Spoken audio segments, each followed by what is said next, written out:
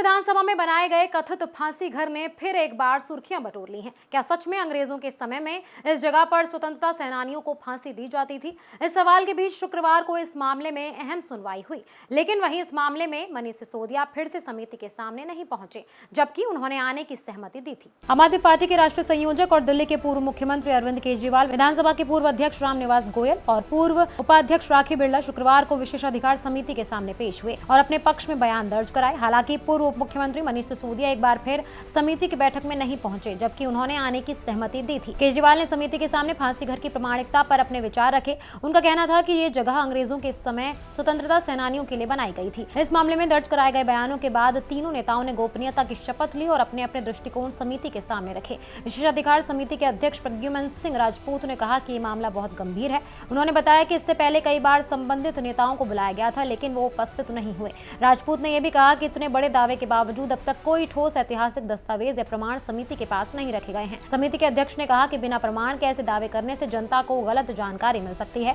और ये स्वतंत्रता सेनानियों की याद का अपमान भी हो सकता है। उन्होंने ये भी बताया कि अब समिति दर्ज बयानों को ध्यान में रखते हुए आगे की कार्रवाई का निर्णय करेगी। इस बैठक में समिति के कई सदस्य मौजूद थे। दिल्ली विधानसभा के अध्यक्ष विजेंद्र गुप्ता ने कहा कि केजरीवाल और उनके सहयोगियों द्वारा फांसी घर को लेकर भ्रामक कहानी फैलाने की कोशिश की गई। उन्होंने बताया कि विधानसभा से जुड़े तथ्यों और स्वतंत्रता सेनानियों के इतिहास के बारे में गलत जानकारी देने से जनता गुमराह हो सकती है। गुप्ता ने कहा कि बार-बार समन मिलने के बावजूद समिति के सामने पेश न होना सदन की अवमानना और विशेषाधिकार का उल्लंघन माना जा सकता है। उन्होंने जोर देकर कहा कि अगर फांसी घर की ऐतिहासिक सच्चाई साबित नहीं होती है तो इसे पारदर्शी तरीके से जनता के सामने रखा जाना चाहिए। दिल्ली विधानसभा की इमारत अंग्रेजों के समय की है। पहले इसे सेंट्रल लेजिस्लेटिव असेंबली के रूप में इस्तेमाल किया जाता था। स्वतंत्रता के बाद इसे दिल्ली विधानसभा के रूप में उपयोग किया जाने लगा। साल 2022 में आजादी के अमृत महोत्सव के दौरान इस परिसर में एक स्थान को फांसी घर के रूप में प्रदर्शित किया गया था। हालांकि कई इतिहासकारों और शोधकर्ताओं ने इस दावे पर सवाल उठाए। उनका कहना था कि इसके समर्थन में कोई ठोस ऐतिहासिक रिकॉर्ड मौजूद नहीं है। यही वजह है कि ये मामला विशेषाधिकार समिति को भेजा गया और अब समिति इसकी गहन जांच कर रही है।